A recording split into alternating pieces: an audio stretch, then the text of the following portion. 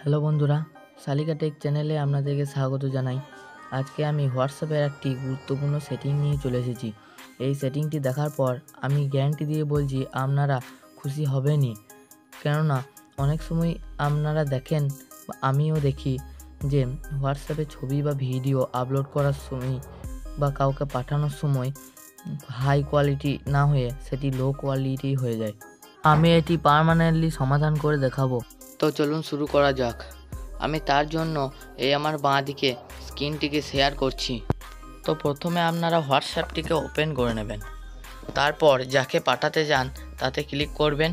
করে এখানে বলে রাখি, অনেকজন এই অপশানটিতে ক্লিক করে গ্যালারিতে ক্লিক করে এবং যে কোনো একটি ছবি নিয়ে নেয়। যেমন আমি এখানে এই ছবিটি নিয়ে নিচ্ছি।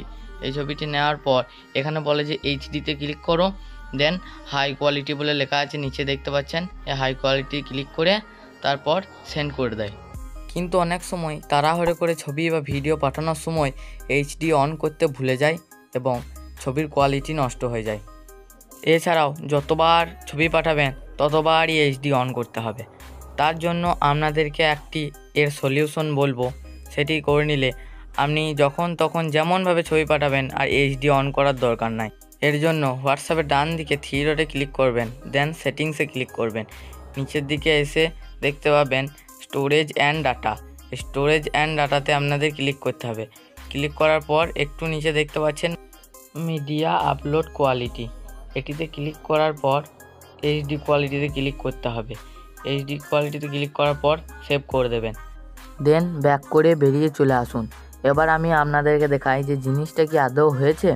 তার জন্য ক্লিপ অপশানে ক্লিক করে গ্যালারিতে ক্লিক করলাম, দেন ওই ছবিটিকে নিয়ে নিলাম। দেখতেই পাচ্ছেন এবার এইচডিতে টিক চিহ্ন হয়েই আছে। তার মানে আর কিন্তু এইচডিতে ক্লিক করার কোনো প্রয়োজন নাই। জাস্ট সেন্ডে ক্লিক করে দেবেন, হাই কোয়ালিটির ভিডিও চলে যাবে বা ছবি চলে যাবে। তো এরকম ভিডিও আরও দেখতে হলে আমাদের চ্যানেলটিকে সাবস্ক্রাইব করে রাখুন এবং ভিডিওটি ভালো হলে একটি লাইক দিতে ভুলবেন না।